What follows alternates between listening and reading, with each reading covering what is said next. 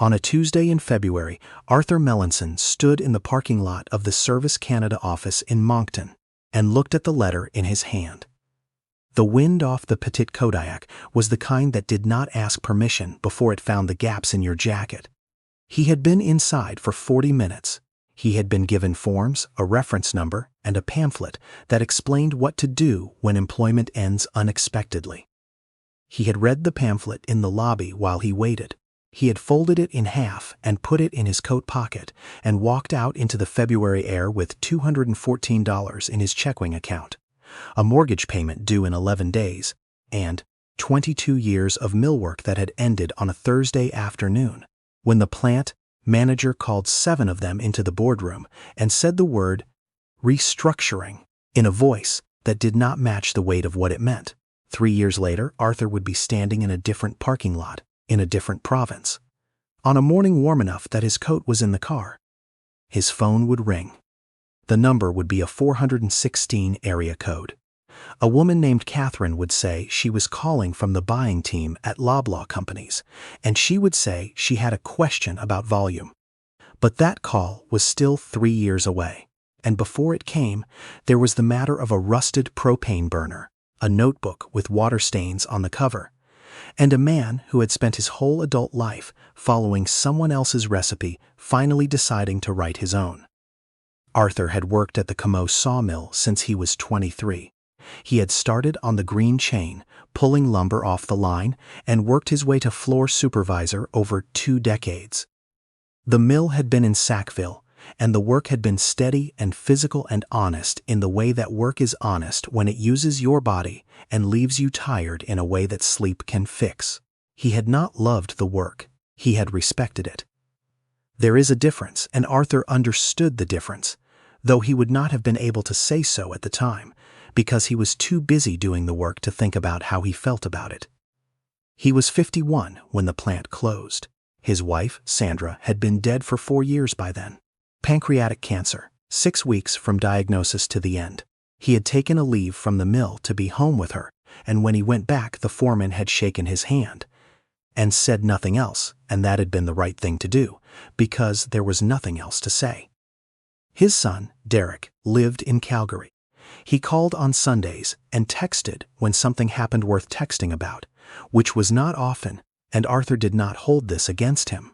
Derek had gotten out of Sackville at 20 and had built a different kind of life out west, a good one, and a father does not begrudge his son a good life, even if the good life takes him far away.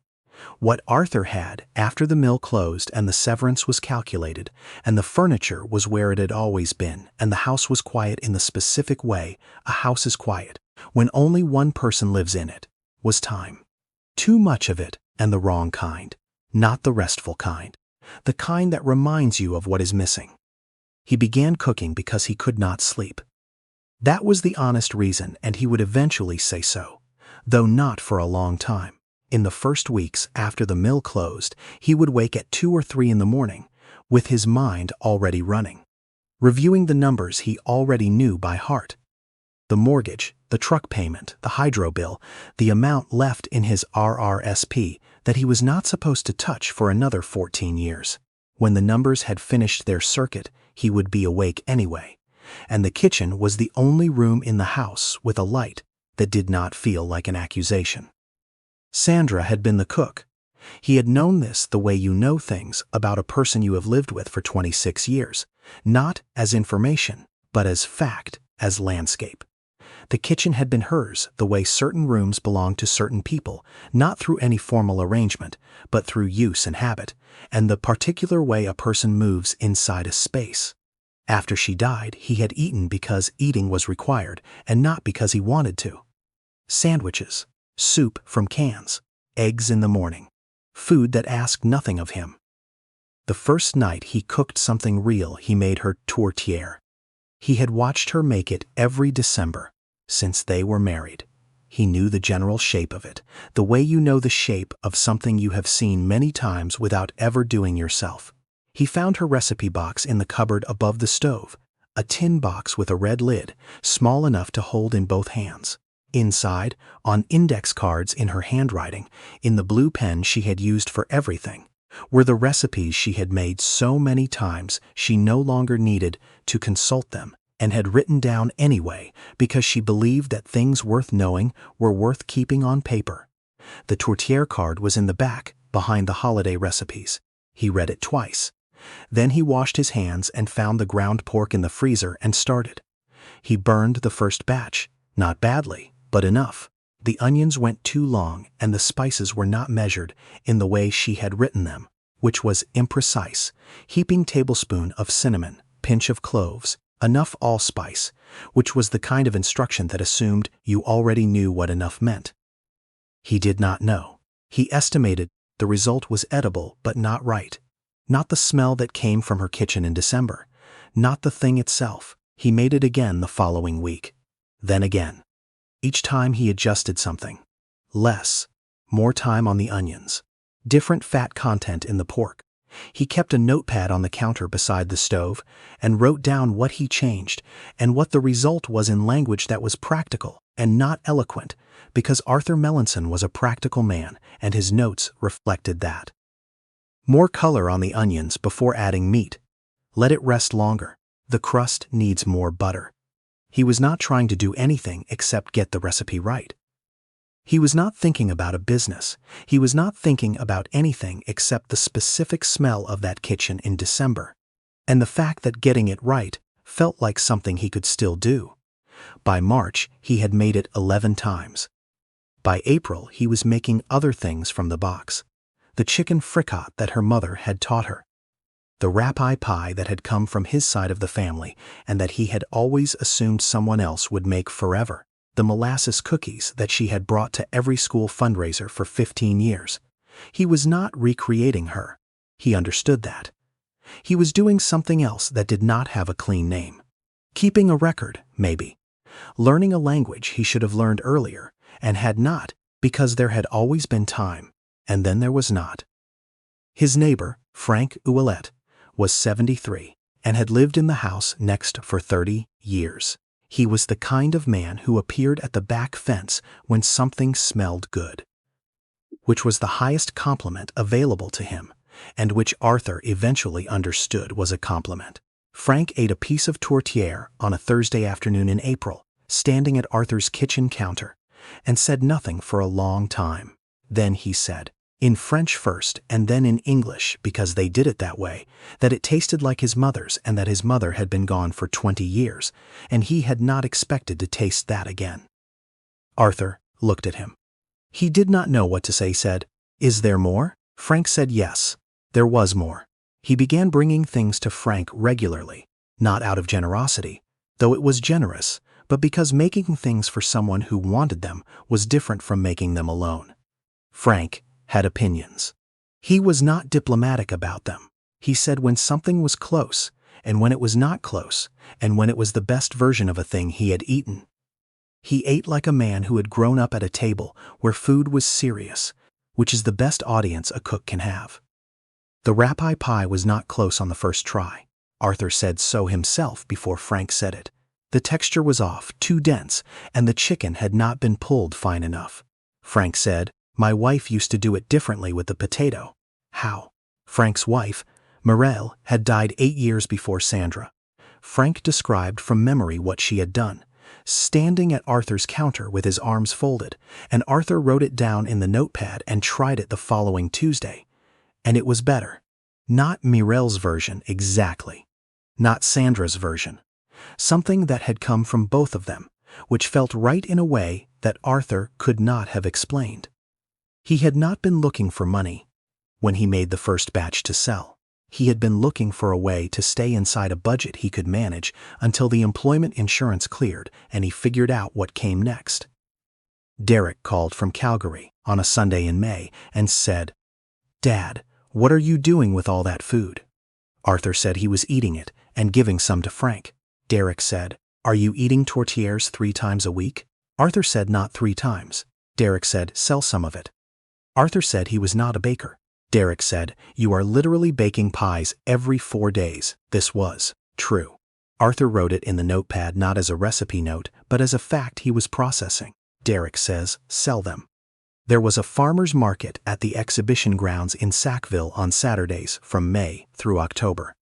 Arthur had driven past it many times without stopping because he had not had a reason to stop. He looked it up online and found that a vendor table cost $40 for the day, that you needed proof of a New Brunswick food premises license to sell prepared food, and that applications for tables were reviewed by a woman named the market coordinator whose email was listed at the bottom of the page. He read the food premises license requirements for 2 hours at the kitchen table. The province required that food prepared for sale meet certain standards. A home kitchen could qualify if it passed inspection. He called the number listed on the Provincial Health Authority website and spoke to a man who explained the process in the way government employees explain processes, sequentially and without emotion. Arthur wrote everything down. He already had a digital thermometer, a commercial-grade cutting board, and the habit of cleanliness that 22 years in a mill had given him, the kind of discipline that does not distinguish between a saw and a countertop. He set an appointment for an inspection. The inspector was a woman named the health officer, which was how she introduced herself. She walked through his kitchen on a Wednesday morning with a clipboard and noted the things that needed changing. The food prep surface needed to be non-porous. The sink required a 3-compartment setup for washing, rinsing, and sanitizing. He needed to document his recipes and temperatures and keep a log. He spent 3 weeks and $600 making the changes. Frank helped him install the sink because Frank had been a plumber before he retired, which Arthur had known but not thought about until it became relevant. Frank said, "You know I would have done this months ago if you had asked." Arthur said he had not needed it months ago. Frank said, "That is fair." The inspection passed on the second visit. The inspector made one note in the margin of her form that Arthur could not read and then signed the approval. The market coordinator responded to his email in 4 days. There was a table available starting the 3rd Saturday in May. The fee was $40 payable at the gate. He confirmed. He spent the Friday before the first market starting at 4 in the morning. He had 3 tortillas in the oven by 5, the molasses cookies cooling on the wire rack by 7, the chicken pot pies which he had started adding in April because Frank had said they were the kind of thing that could be eaten all week, and Frank was right, by 9. He had 16 items total. He wrapped everything in cellophane and made labels on his computer and printed them at the library because his printer was out of ink and he had not replaced the cartridge. The labels said, Melanson Kitchen, Sackville, New Brunswick, prepared in a licensed home kitchen. Below that, the item name, the ingredients, the best before date. He loaded everything into coolers and drove to the exhibition grounds. He set up the folding table he had carried from the basement. He had no tablecloth. He had no display stand. He arranged the items in rows and put the label cards in front of each one and stood behind the table and waited. By noon, he had sold 2 pot pies and 1 tortilla and a half-dozen molasses cookies. He had made back the $40 table fee and $42 more. He drove home with the coolers still mostly full. He sat in the driveway for a while before going inside. Not because he was discouraged, because he was thinking. He had watched the market for 5 hours and he had learned things. The tables that moved product had samples. The tables that moved product had someone talking, not selling exactly, but talking. The people who stopped at his table read the labels, picked up the tortilla, felt the weight of it, put it down. Nobody had asked him anything because he had not invited a question. He had stood behind his table the way he had stood behind a foreman's clipboard, which was to say, he had been present and silent and waiting to be asked. He drove back the following Saturday with a different plan. He had cut 3 tortillas into pieces and put them in a covered tray with toothpicks. He had made a small sign on cardboard, "Try one." He had also made a second thing, Acadian brown sugar fudge, a recipe from his mother that he had not thought about in years until he was going through the recipe box for something else and found it on a card in her writing, which was different from Sandra's writing, rounder and more hurried, the handwriting of a woman who was always in the middle of something else. He set up the tray of samples. An older man stopped, took a piece, chewed it, and stood there. He looked at the whole tortilla in the cellophane. He said, "This is the real thing." He bought 2. His wife came back 20 minutes later and bought a third. By 11 that morning, the tortillas were gone. By noon, the fudge was gone. By 12:30, he had sold out and was sitting in a folding chair behind an empty table, counting money he had not expected to have. The third Saturday, it rained. Sales were slow. He drove home in wet shoes with a quarter of his inventory unsold and recalculated nothing. Because rain was not a variable he could control, and recalculating things you cannot control is a way of punishing yourself for the weather. By the end of June, he had 4 steady customers. Not regulars exactly, 4 people who came every week and knew what they wanted before they arrived and were mildly irritated when he sold out before they got there, which began happening on week 5, then on week 4. A woman named the librarian, because she worked at the local library and he did not know her full name until the 8th week when she gave him her business card, said, "Do you take orders?" He said he had not done that yet. She said, "If I call you Thursday, can you have a tortilla for me Saturday?" He said yes. She called Thursday. He had it Saturday. She paid him and said, "I am going to tell the other Thursday book club." He did not know what the Thursday book club was. He learned. By July, he had 6 pre-orders per week. By August, it was 14. He had started bringing a notebook to the market to write down names and items and pickup times because he could not hold it all in his head. And the notebook had become a third thing on the table beside the food, something that people saw and seemed reassured by, the evidence of a person who was keeping track. Frank came to the market on the last Saturday of August. He had not come before. He walked up to the table and looked at the items the way he looked at everything Arthur made, with the expression of a man conducting an internal evaluation. He bought a pot pie and a piece of fudge. He paid without saying anything about the price, which Frank never did. He stood there a moment and said, "Are you happy?" Arthur said, "I am sleeping better." Frank said, "That is a yes." He was not wrong. The market closed at the end of October. Arthur had sold at every session since May. His total revenue for the season was $11,040. He had kept every receipt. He had tracked every cost in the notepad, and later in a spreadsheet Derek helped him set up on a Sunday phone call.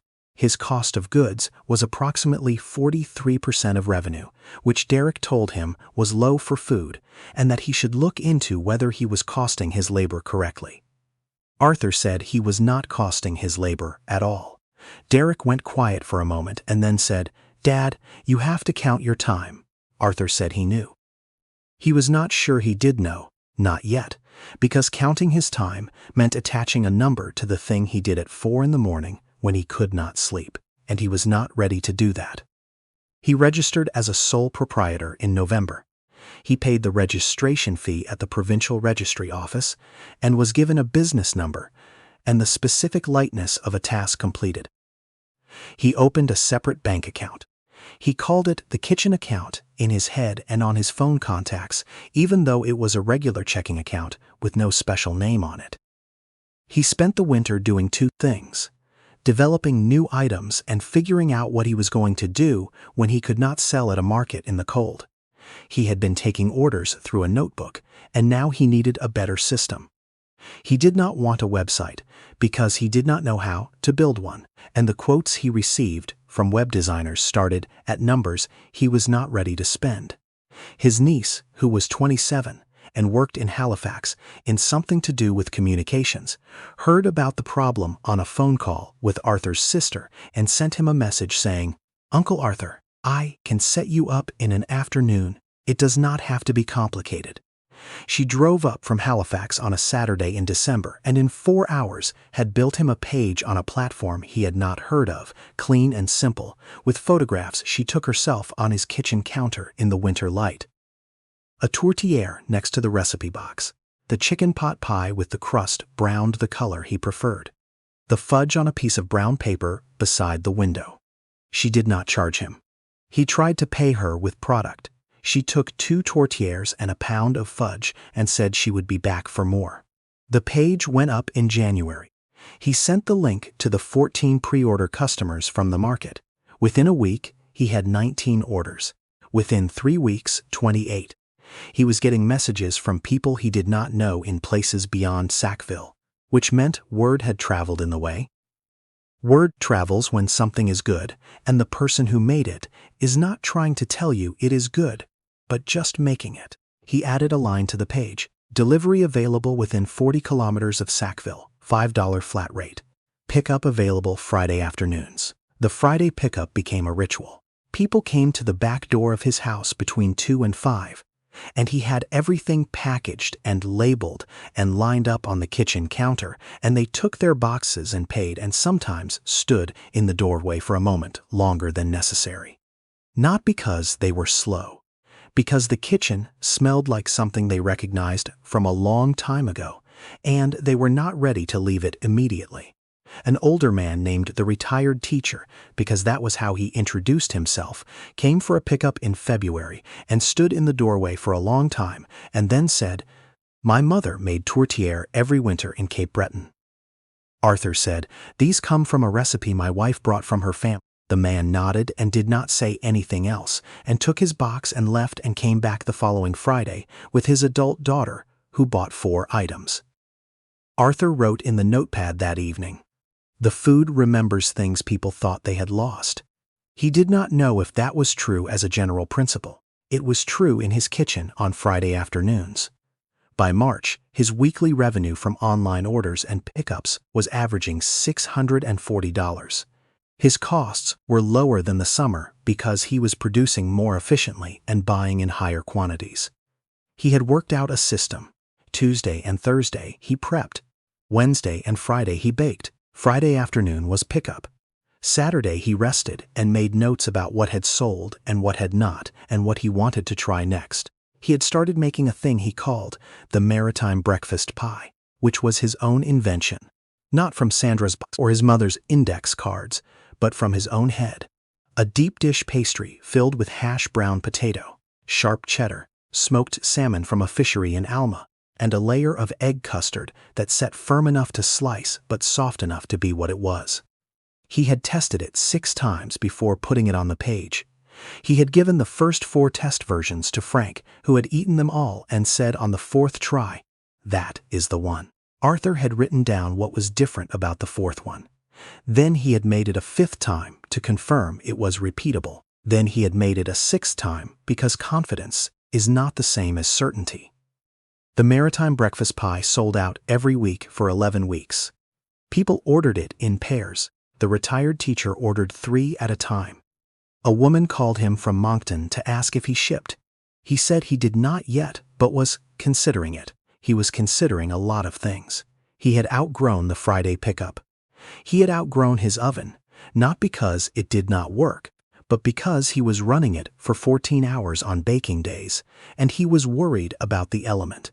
And he had started checking the temperature with his digital thermometer every morning, because an oven that changes on you is an oven. You cannot trust, and distrust of equipment is something Arthur had been trained in since the mill. Frank was sitting on Arthur's back step one evening in April drinking coffee when Arthur told him about the oven. Frank said, "The arena kitchen." Arthur said, "What arena?" Frank said, "The Sackville arena, the rink on the south end. They have a commercial kitchen downstairs that they rent for events." He said he had helped install the ventilation in that kitchen 14 years ago, and that the last time he had been inside it, everything was in good order. Arthur called the arena on Monday morning. The woman in the office said they rented the kitchen by the day for $120, and that availability opened up considerably after hockey season ended in March. She said March had already passed. Arthur said, "Is there anything this week?" She checked. Thursday was open. He went Thursday. The kitchen was beneath the lobby, accessible through a door at the bottom of a concrete staircase. It was institutional and clean, with commercial convection ovens, a 6-burner range, a walk-in cooler that held temperature precisely, stainless surfaces in every direction. It was a kitchen designed for volume, for high school banquets and charity dinners, and the kind of large cooking that requires a space that does not apologize for being functional. Arthur walked in and stood in the middle of it and looked around.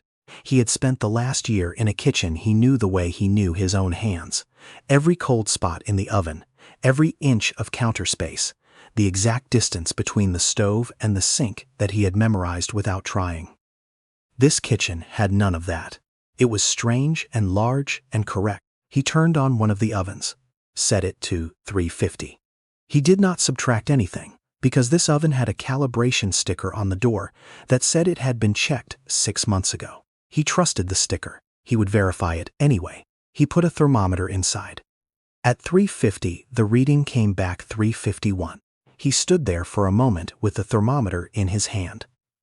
An oven that told the truth. He had not worked in one in a year. He had adapted to his own oven's small dishonesty, the way you adapt to any limitation that belongs to you without noticing you have adapted until the limitation is removed.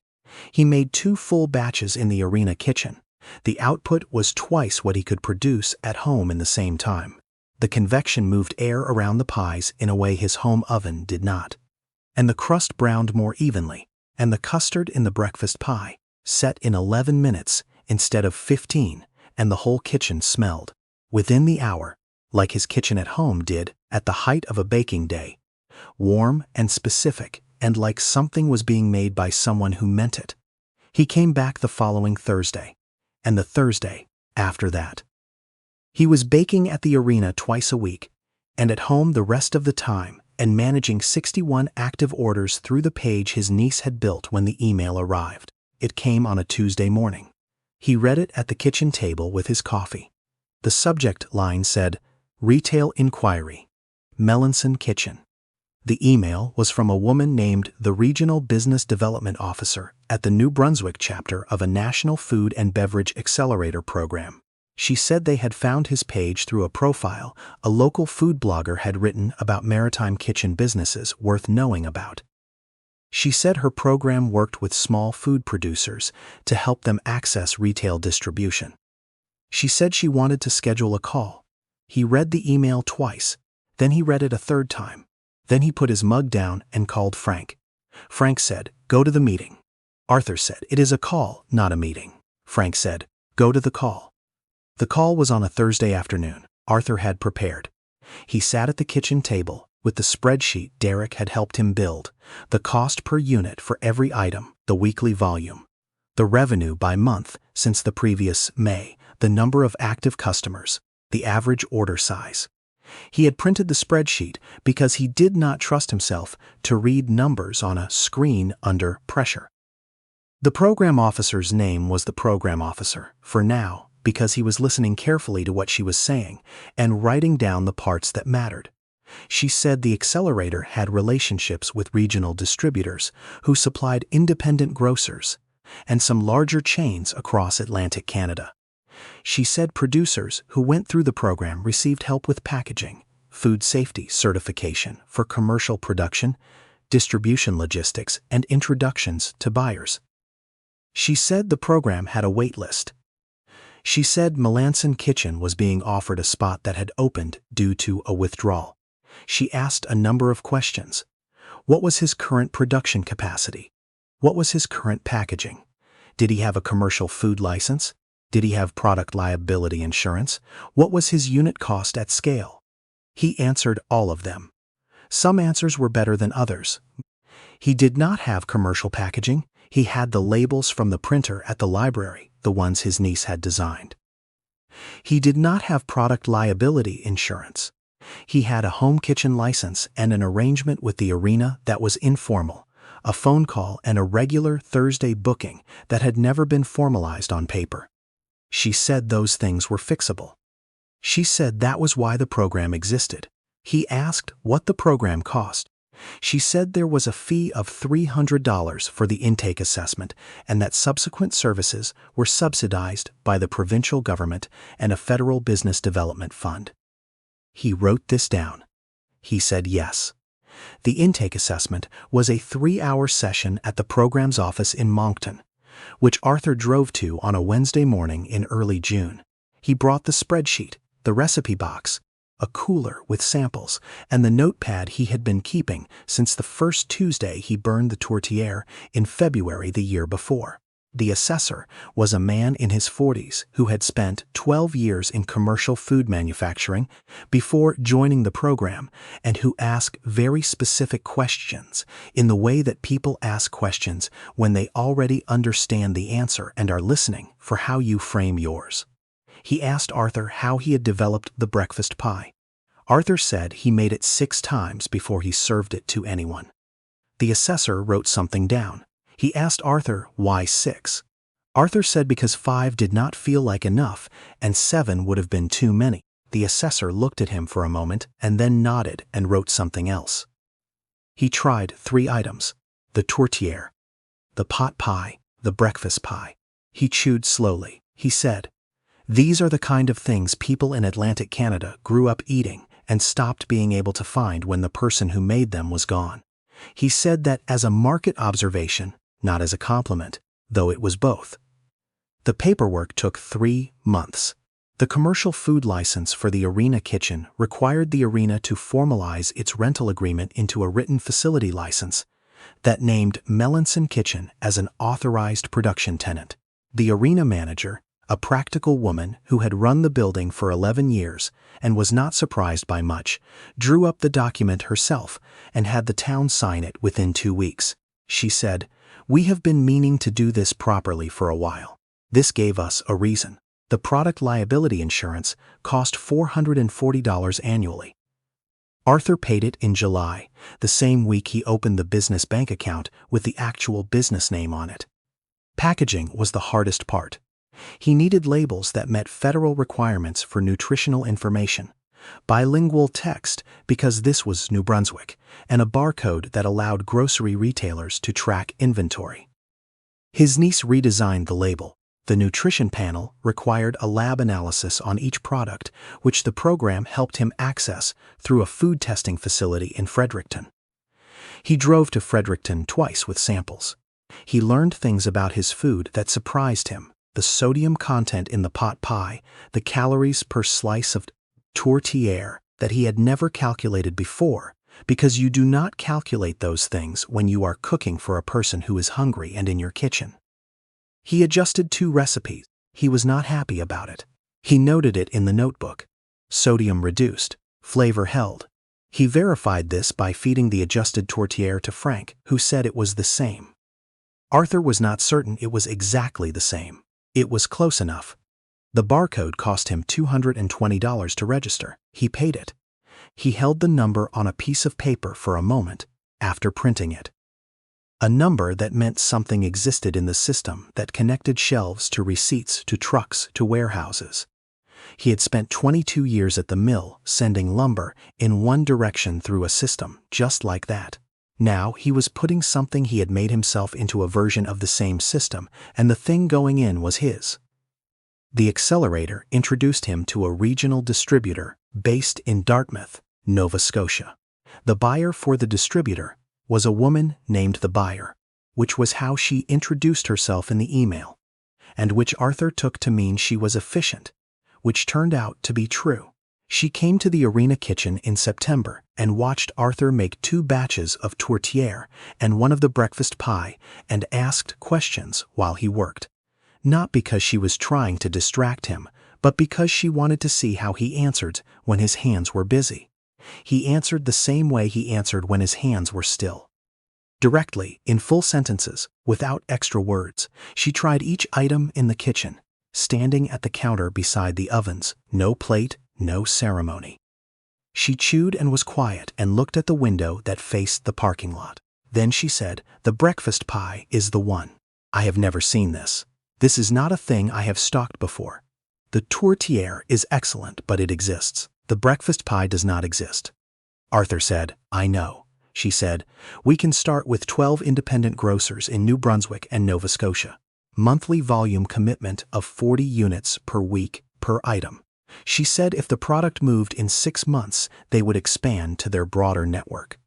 She said this in the arena kitchen with the ovens still warm, and the smell of the pastry still in the air, and the November light coming through the single window, and Arthur had flour on his forearms and the notepad open on the counter beside him.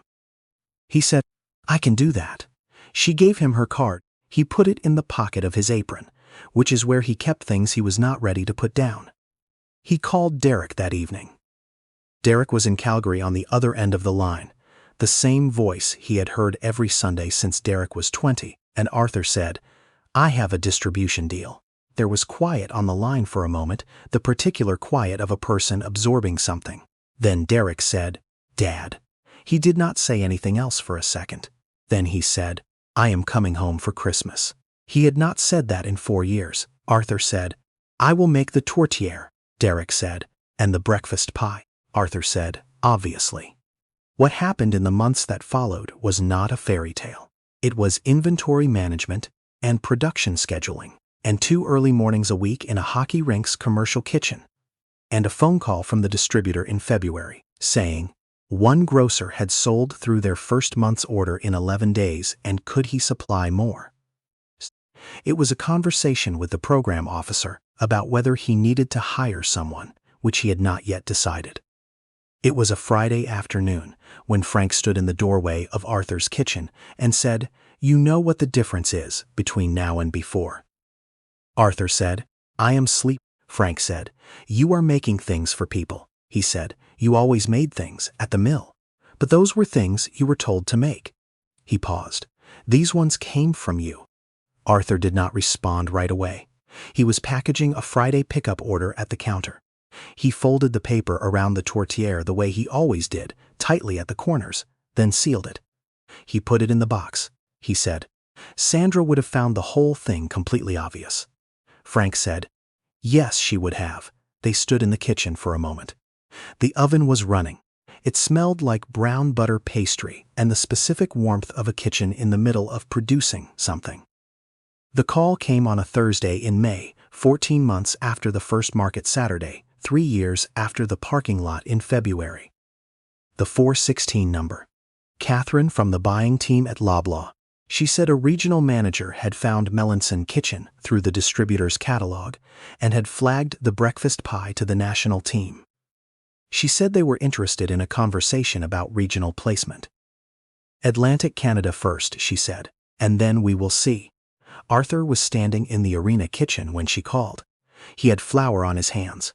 He wiped his right hand on his apron the way he always did before picking up his phone. He said, "I am listening." The first time Melanson Kitchen appeared on a grocery shelf in New Brunswick, Arthur drove to the store on a Tuesday morning and walked to the refrigerated section and stood in front of it. He was not alone. Derek was standing beside him, which meant Derek had taken a day off work and driven from the airport that morning, which was something Arthur had not asked him to do and which Derek had done anyway, which was its own kind of answer to a question that had never been asked out loud.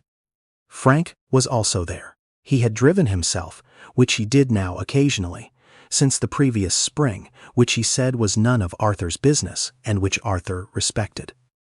The package on the shelf was not the label from the library printer.